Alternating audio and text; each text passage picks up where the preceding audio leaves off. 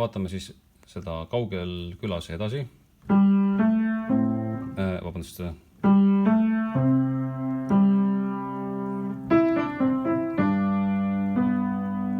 Et saada pruuniks. Ehk siis siit läheb.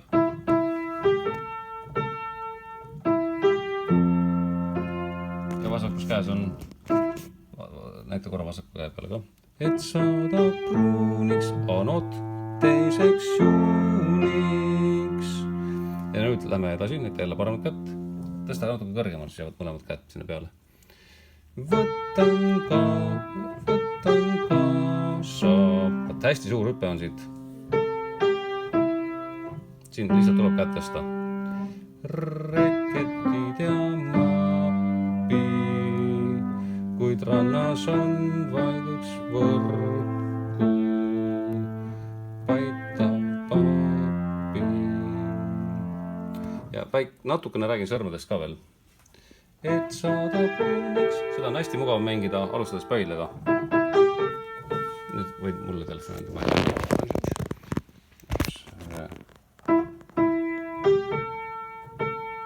Eks, pöidlega. Nüüd siit edasi alusta keskmise sõrmega näiteks. Ja siit teed hüppe. Hüppad pöidlega.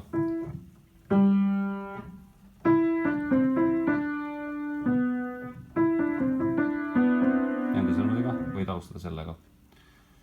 Ja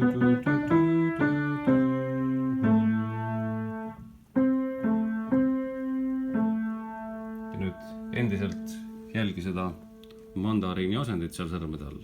Ja sul täna oli juba täitsa hea. Ja ma näitan sulle ka, et mispärast on käel mõnikord ebamugav mängida. Et sõrmed on eri pikkused. Et pöial on palju lühem kui teised sõrmed. Ja kui sa paned käe klahvide peale, siis võib juhtuda niimoodi, et sa tahad kõikide sõrmedega mängida siit hästi klahvide serva pealt. Aga kui sõrmed on eri pikkusega, siis on käel jube ebamugav, käsi läheb kohe viltu. Aga näed, kui ma panen sõrmed sirgemaks ja mängin pikemate sõrmedega sealt kaugemalt, siis on käel palju mõnusam mängida. Käsi püsib palju sirgemalt. Näed, kogu aeg pöial on siin klahvi serva peal, aga muud sõrmed on rohkem seal mustade lähedal. Ja see hoiab nagu käe palju mõnusamas asendis.